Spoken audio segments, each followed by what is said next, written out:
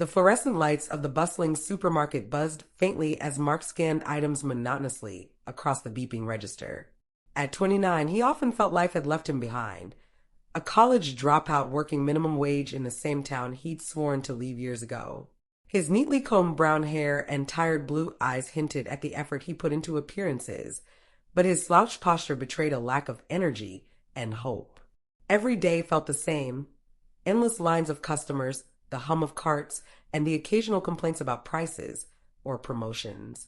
To Mark, they were all blurs, faces blending together in a cycle of transactions. The world outside, with its opportunities and freedom, seemed like a distant dream. But Mark wasn't inherently unkind. Years of frustration and feeling overlooked had chipped away at his patience. He wasn't proud of his temper, but often justified it as a product of his circumstances. Meanwhile, across town, Ella, a single mother in her early 30s, was loading her 2 kids into a dented minivan. Her curly black hair framed a face lined with exhaustion, though her hazel eyes shone with determination. Ella's days were a juggling act, working as a part-time waitress, helping her kids with schoolwork, and stretching every dollar. Her 8-year-old son Liam and 5-year-old daughter Sophie were her world, their laughter the fuel that kept her going. But today was different. She'd run out of diapers and milk, and payday was still 2 days away. With only $25 in her wallet, Ella hoped it would be enough to get what she needed. As she pulled into the supermarket parking lot, Ella whispered to herself, just stick to the essentials. Her children, oblivious to her worries, chatted excitedly about the cereal aisle. Inside the store, the hum of activity surrounded them. Mark glanced at the clock, noting he still had 3 hours left on his shift. The sight of a young mother entering the store with 2 kids caught his eye briefly before he returned to his routine. Ella's hands trembled slightly as she calculated the items in her cart, double-checking prices. Mark, at his register, sighed as he watched a growing line of customers. Their paths were set to collide, unaware of the emotional storm that was about to unfold. Ella reached the checkout line, her heart pounding. Liam clutched a box of cereal, while Sophie held onto a small stuffed toy they had picked out. Ella hesitated but decided she couldn't say no to them this time. Mark's voice was flat as he greeted her. "Hi, did you find everything okay?" "Yes, thank you," Ella replied, her tone polite but tinged with nervousness. Mark began scanning her items. Diapers, milk, bread, and a few other essentials added up quickly. The total flashed on the screen, $27.43. Ella's stomach dropped. She opened her wallet, knowing she didn't have enough. I only have $25, she said, her voice barely audible. Mark sighed loudly, his fingers hovering over the register. "Well, what do you want to put back?" he asked, his tone sharp. Ella's cheeks flushed as she glanced at her children. Liam looked up at her with wide eyes, holding the cereal tightly. Sophie hugged her toy, her lower lip trembling. I'll take the toy off," Ella said, her voice cracking. Mark snatched the toy and set it aside with a loud thud, drawing the attention of other customers in line. "Anything else?" he asked impatiently. I'm sorry," Ella stammered, fumbling through her bag for spare change. Mark rolled his eyes. "Look, if you don't have enough, maybe don't shop for things you can't afford," he muttered, not caring if anyone heard. Gasps rippled through the line.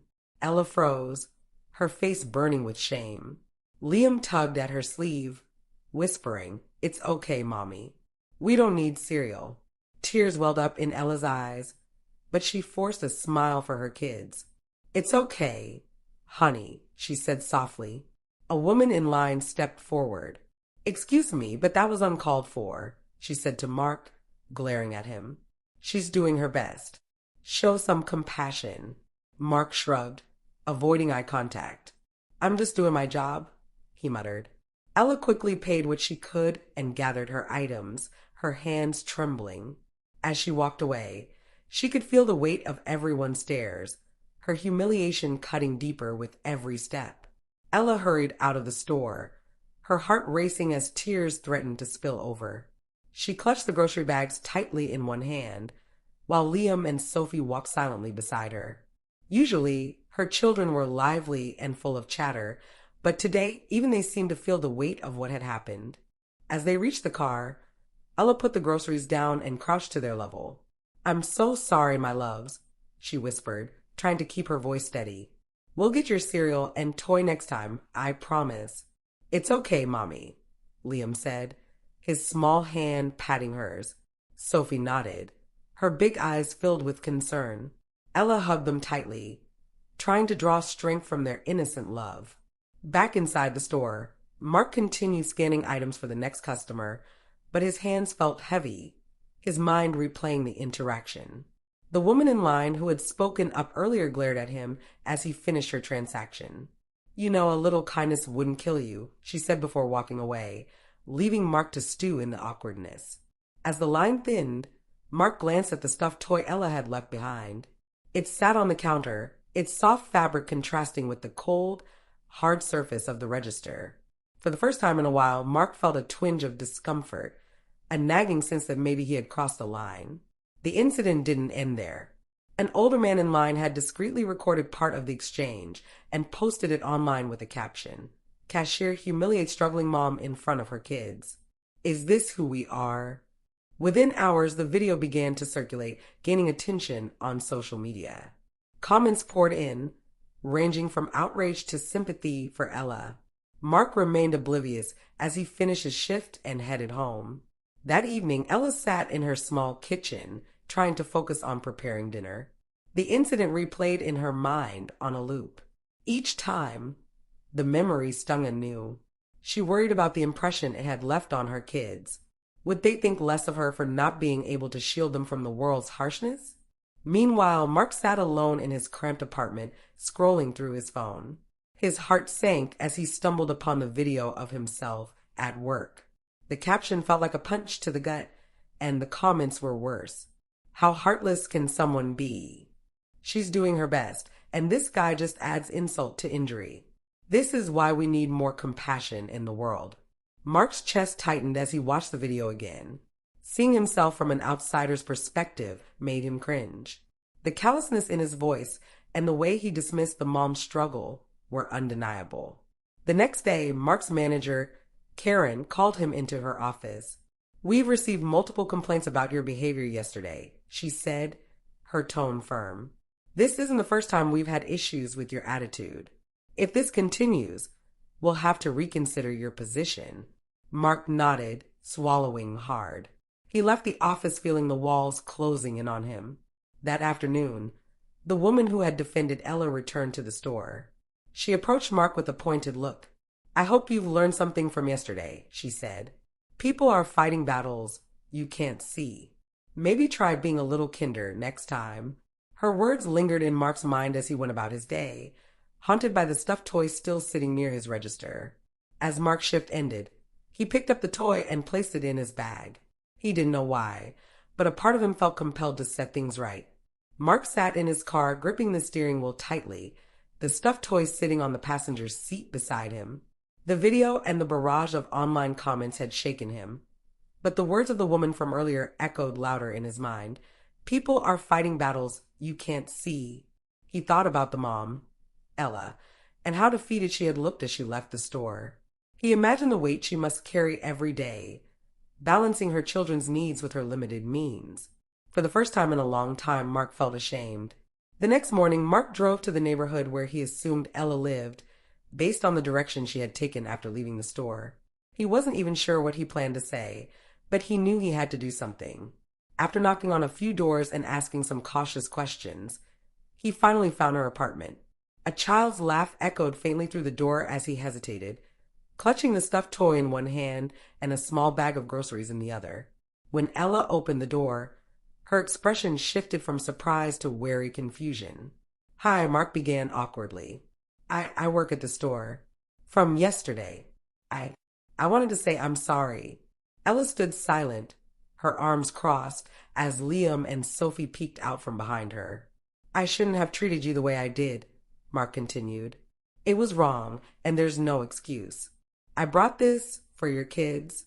He held out the toy and groceries, his hands trembling slightly. Ella hesitated, her guard still up. "Thank you," she said finally, her voice measured. But why now? Why not yesterday when it mattered? Mark looked down, struggling to find words. Because I didn't see it then. I was so caught up in my own problems, I didn't think about yours. Watching that video, seeing myself like that, I realized how horrible I was. I don't expect you to forgive me, but I want to make it right. Ella studied him for a moment. Finally, she stepped aside, letting him in.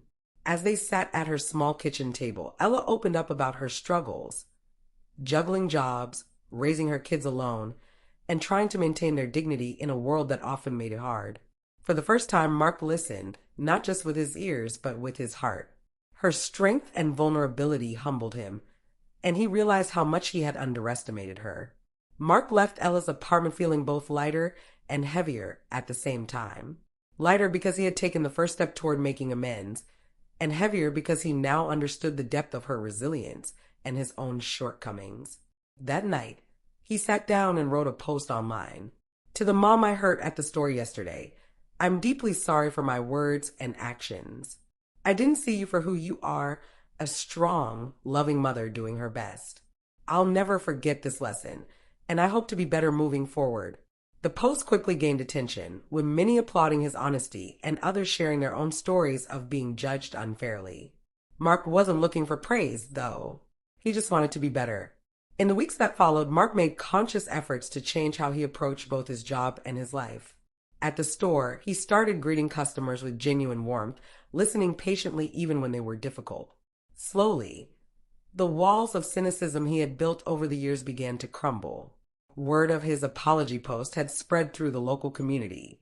Regular customers noticed the shift in Mark's demeanor and commented on it. The woman who had defended Ella that day nodded approvingly during her next visit. Looks like you've turned over a new leaf, she remarked.